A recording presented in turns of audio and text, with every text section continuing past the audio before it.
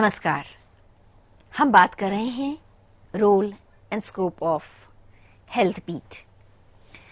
इससे पिछले अंक में मैंने आपसे ये बात की थी कि असल में हेल्थ बीट है क्या, अलग अलग बीट्स के बीच में हेल्थ बीट की इम्पोर्टेंस क्या है, ज़रूरत और उपयोगिता क्या है, हेल्थ बीट के एक पत्रकार को किन खूबियों को अपने अंदर रखना चाहिए,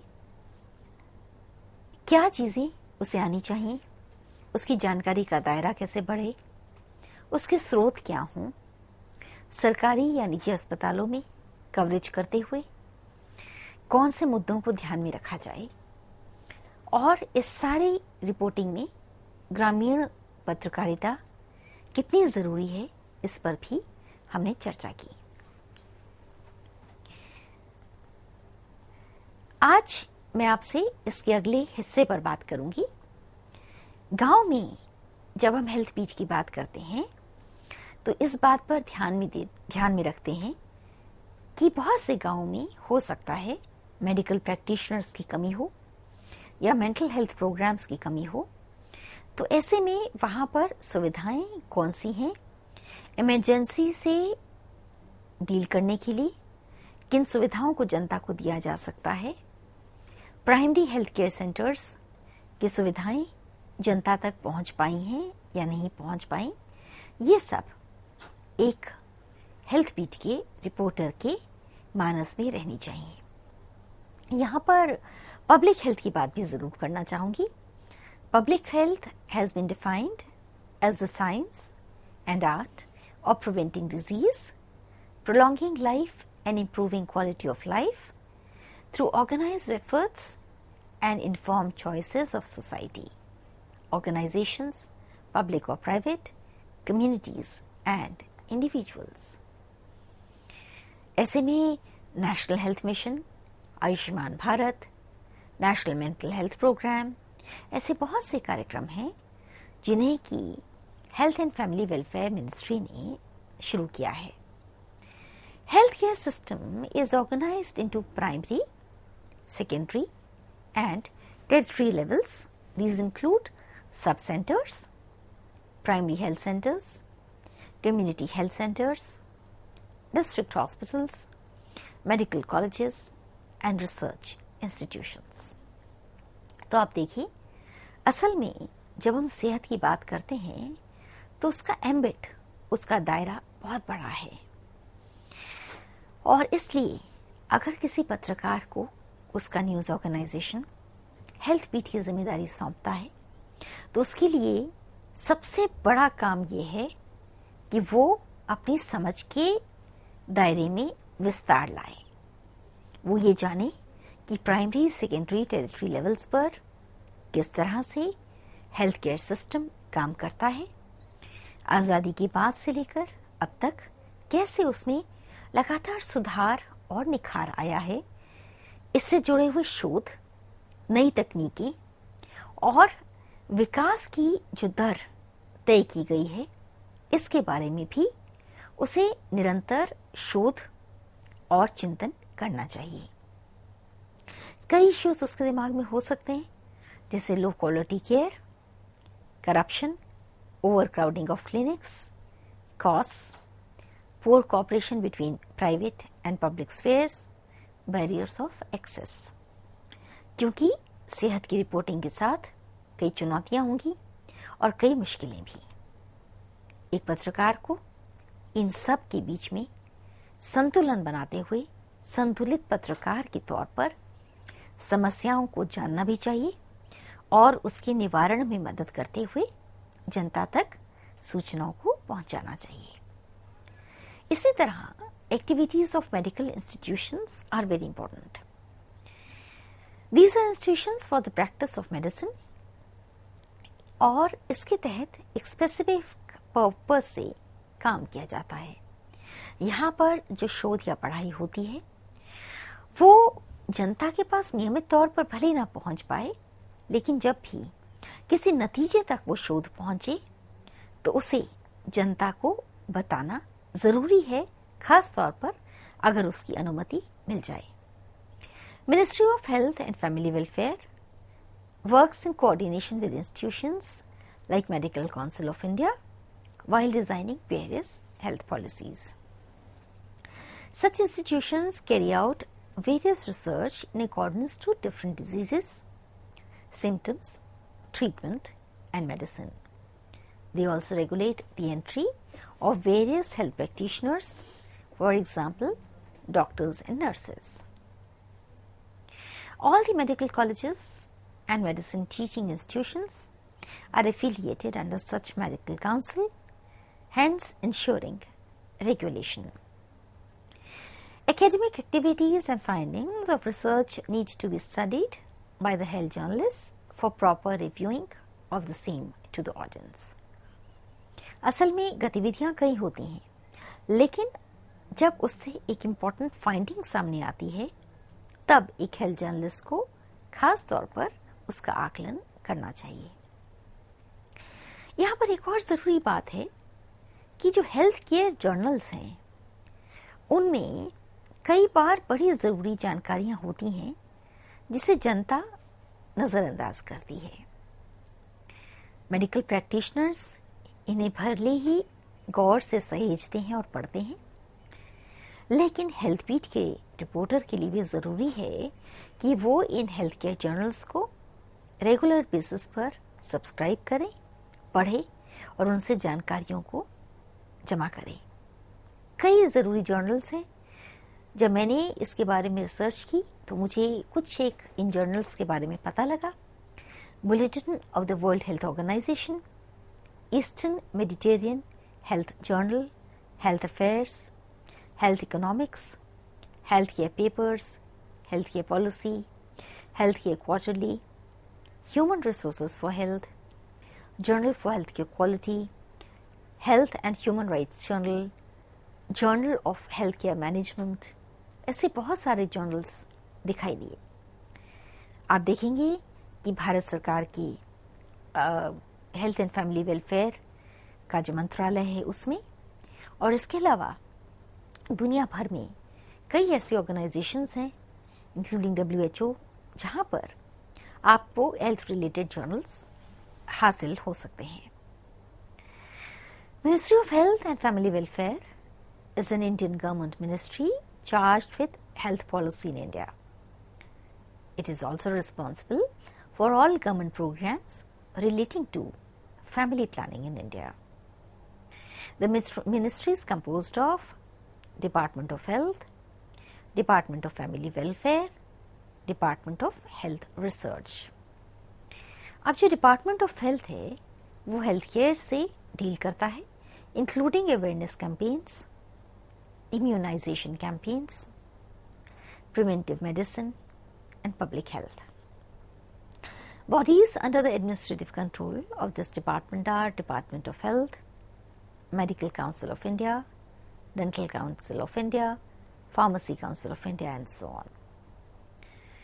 जैसे कि कुछ और जिनका नाम लिया जा सकता है: Indian Nursing Council, All India Institute of Speech and Hearing, Mysore, All India Institute of Physical Medicine and Rehabilitation, Mumbai, All India Institute of Hygiene and Public Health, Kolkata, Hospital Services Consultancy Corporation Limited, Food Safety and Standards Authority of India, Central Drugs Standard Control Organization, National Center for Disease Control.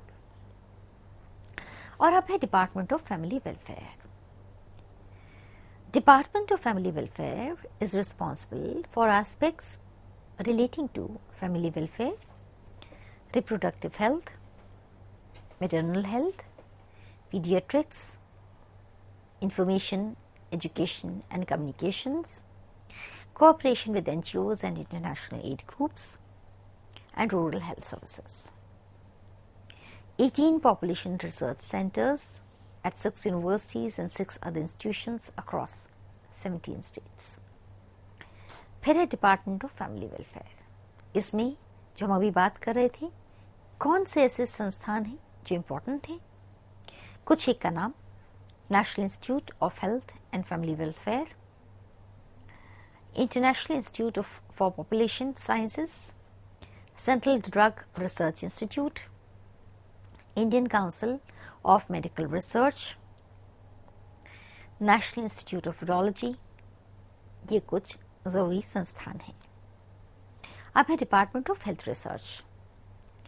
This aims at bringing modern health technology to people by encouraging innovations related to diagnostics, treatment methods as well as prevention, vaccines।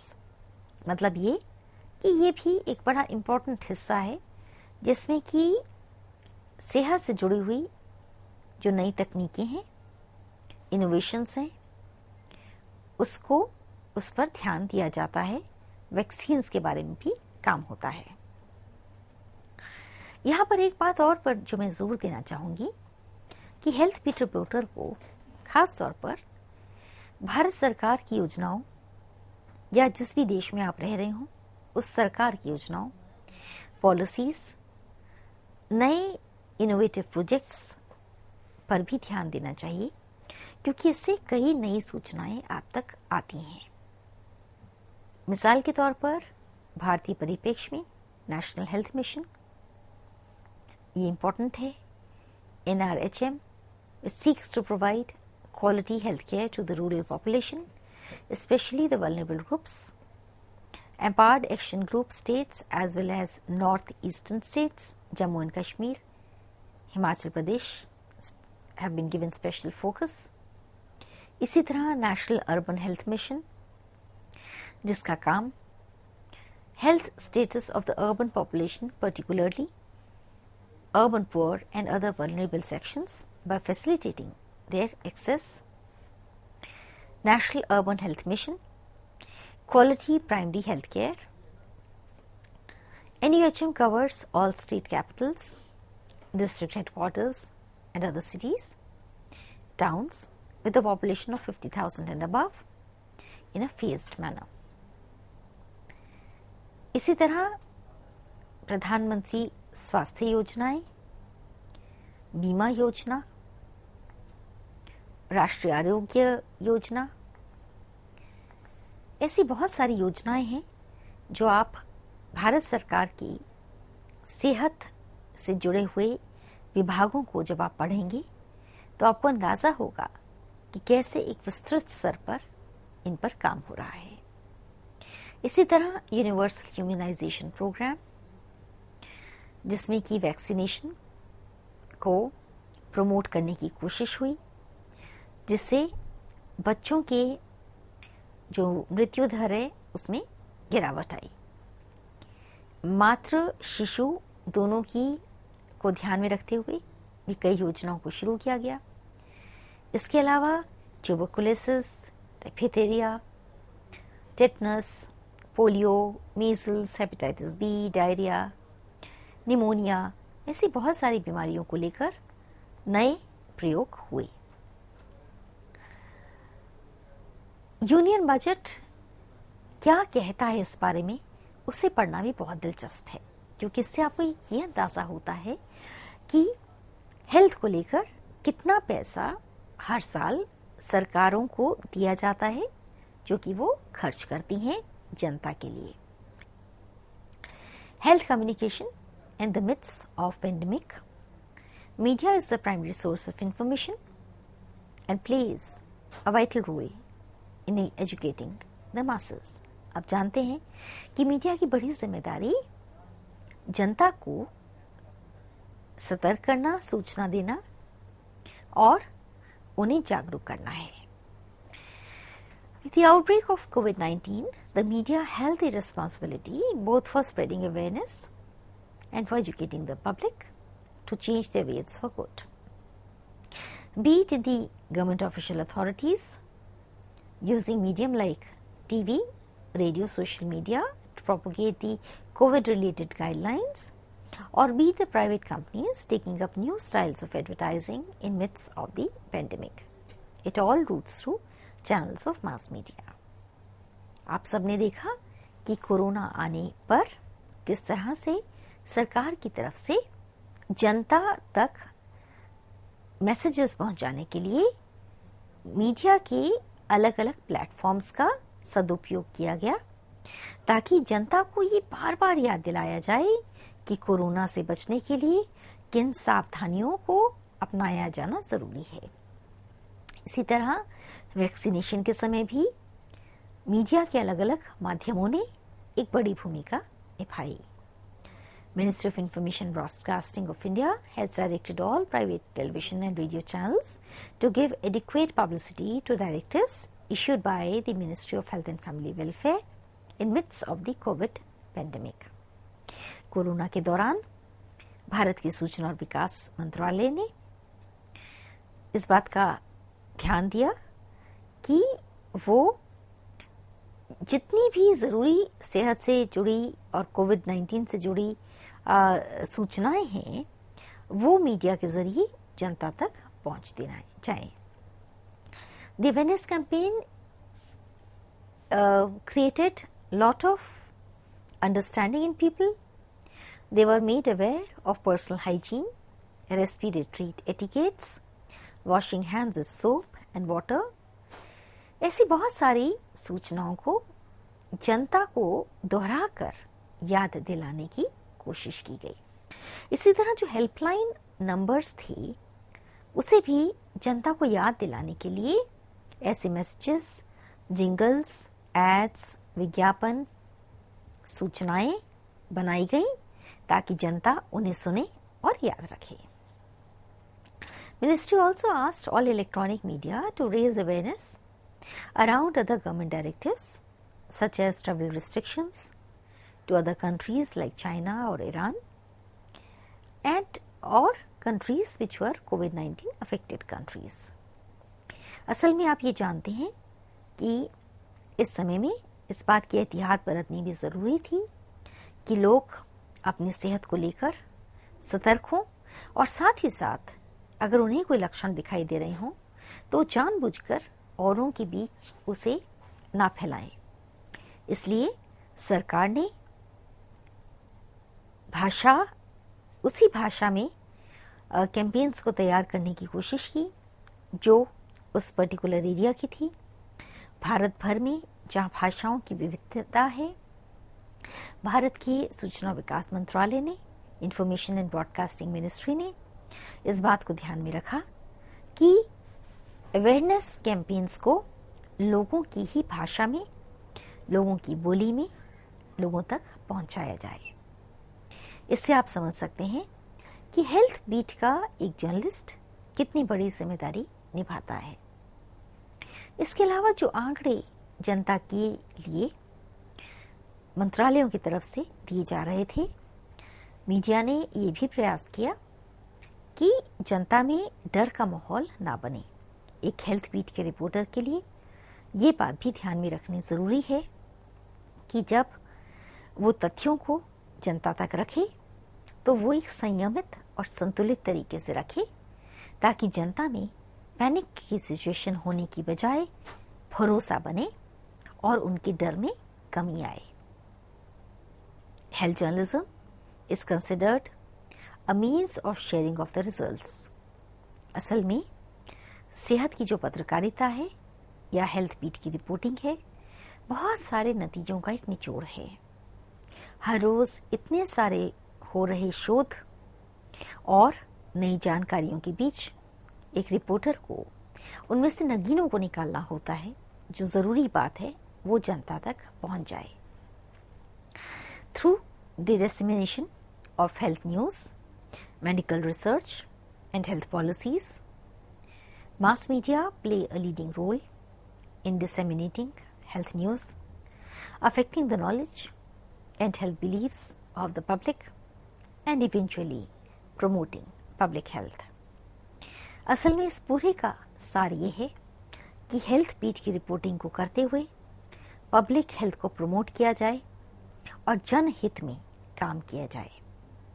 कई बार सही समय पर दी गई सही सूचना बहुत बड़ी तादाद में लोगों को मदद करती है।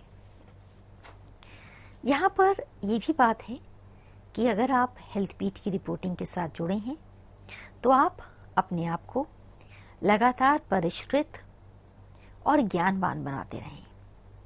आप जिन टर्मिनोलॉजीज को कुछ साल पहले जानते थे, हो सकता है अब उनमें बड़ा बदलाव आ गया हो। आपको अपने आप को इन नए बदलावों के लिए और तैयारियों के लिए पूरी तरह से सतर्क रखना चाहिए। इसके अलावा अगर हेल्थ बीट से जुड़ी हुई कुछ ट्रेनिंग प्रोग्राम्स हैं, सेमिनार्स, वर्कशॉप्स हैं, या किसी और देश में जाकर भी आप कुछ चीज़ें सीखना देखना चाहते हैं, तो वो भी आपको करना चाहिए। इसी तरह से अगर आपको किसी एक जगह या अस्पताल या देश या राज्य के बारे में पता लगता है कि वहाँ की हेल्थ केयर सर्विसेज बहुत ही प्रभावी हैं या उनसे कुछ सीखने योग्य चीज़ें हैं, तो आपको उन जगहों का जाकर दौरा करना चाहिए। चाहे वो आप अपने निजी खर्च पर करें, लेकिन वो आपको करना चाहिए, क्योंकि ऐसा करने से आपकी पत्रकारिता की जो शैली है वो और भी ज़्यादा परिपक्व होगी। इसके अलावा नियमित तौर पर अखबारों में, टीवी में, ऑनलाइन मीडिया में आपको सेहत से जुड़ी जितनी भी सूचनाएं और समाचार मिले, आप उनको एक जगह सहेजते जाइए, ताकि जब भी आपको ज़रूरत हो तो आपके पास एक बैकग्राउंड मटेरियल हो। हेल्थ बीट रिपोर्टर के लिए आर्काइव्स इम्पोर्टेंट हैं। यानी अगर पहले कोई घटना हुई है और कुछ सालों बाद उस घटना को दोबारा होते हुए हम देख रहे हैं, तो उसे आप तभी समझ पाएंगे अगर आपके पास बैकग्राउंड मटेरियल होगा। इसके अलावा डॉक्टर्स या फिर पैरामेडिकल टीम, वे तमाम लोग जो इस व्यवसाय के साथ, इस काम या इस सेवा के साथ जुड़े हैं, उनके साथ आपका नियमित संपर्क होना चाहिए। इससे एक फ़ायदा ये होगा कि आपकी जानकारी में इजाफा होता रहेगा और आप ये भी जान सकेंगे कि किन सूचनाओं पर आप आगे चलकर काम कर सकते हैं। असल में कोरोना से पहले की पत्रकारिता और कोरोना के बाद की पत्रकारिता में भी परिवर्तन आया है। एक बीट रिपोर्टर के तौर पर इस पूरे दौर में आपने कई नए तरह की चीज़ों को होते देखा होगा। आपने हेल्थ वॉरियर्स को देखा, कोरोना वॉरियर्स को देखा, और आपने ये भी समझा होगा कि फीचर स्टोरीज भी हेल्थ को लेकर होती हैं और हो सकती हैं। इस पूरे दौर में जो अच्छी स्टोरीज आपने देखी हों या उससे पहले भी आपने कभी भी हेल्थ को लेकर soft story, hard story, feature story, human interest story, इन सब स्टोरीज को अगर आपने गौर से देखा है, तो उसका बैंक भी आपको अपने पास तैयार रखना चाहिए। क्योंकि कभी कभी ऐसा भी होता है कि उन स्टोरीज को बेस बनाकर आप एक फॉलो अप स्टोरी कर सकते हैं, या फिर आप उस आइडिया से प्रेरणा पाते हुए कुछ और बेहतर करने की कोशिश कर सकते हैं। हेल्थ बीट को लेकर विशेष कार्यक्रमों पर काम हो सकता है। कुछ चैनल्स में होता है। भारत के जनसेवा प्रसारक दूरदर्शन और आकाशवाणी ने ऐसे कई कार्यक्रमों का नियमित तौर पर संचालन किया है। उनको देखना, सुनना और उनसे निकली हुई फाइंडिंग्स पर गौर करना भी आपके लिए एक फायदेमंद एक्सरसाइज बन सकता है।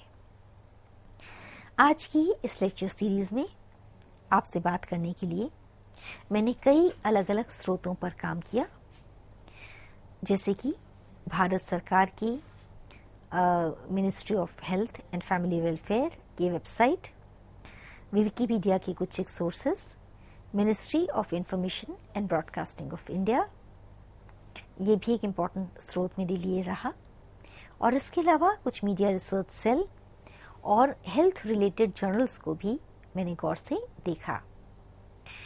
अंत में जिस बात पर मैं जोर देना चाहूँगी, एक पत्रकार के तौर पर आपके सामने हमेशा नई चुनौतियाँ आती रहेंगी। ये भी होता है कि बहुत से टीवी चैनल्स में या अखबारों में एक ही पत्रकार को कई तरह की बीट्स दे दी जाती हैं, और अगर आपके पास भी कई बीट्स हैं या आप छात्र हैं और आने वाले दिनों में आप पत्रकार बनना चाहते हैं, तो अपने आप को मानसिक तौर पर इस दबाव और तैयारी के लिए भी बना कर रखें कि आपको हो सकता है एक से ज़्यादा बीट्स दी जाएं। एक छात्र के तौर पर यह अच्छा हो सकता है आइडिया कि आप अभी से ये सोचना शुरू कर दें कि आपका इंटरेस्ट, आपकी दिलचस्पी किस बीट में है, और फिर आप उसे लेकर अध्ययन करना शुरू कर दें। अध्ययन इसलिए ज़रूरी है क्योंकि उससे आप विषयों की गहराई तक जा सकेंगे। इसके अलावा कुछ एक मेडिकल रिसर्च सेंटर्स में जाने से भी आपको काफ़ी मदद मिल सकती है, क्योंकि ये वो जगहें हैं जहाँ पर नियमित तौर पर एक गहरा काम हो रहा है। ऐसे कामों को बहुत प्रचार या प्रसार तो नहीं मिलता, लेकिन ये ज़रूर है कि उनके कामों की से जो नतीजे निकलते हैं उससे पूरा जो सेहत का जो पूरा काम है उस पर उसका काफ़ी प्रभाव पड़ता है। तो एक हेल्थ बीट रिपोर्टर के तौर पर अपनी तैयारी को पुख्ता करने के लिए आप पढ़िए, सीखिए, नए अनुभवों को देखिए, आत्मसात कीजिए और फिर अपने आप को इस बीट को अपनाने के लिए तैयार कीजिए। मुझे उम्मीद है कि आज का लेक्चर आपको पसंद आया होगा। नमस्कार।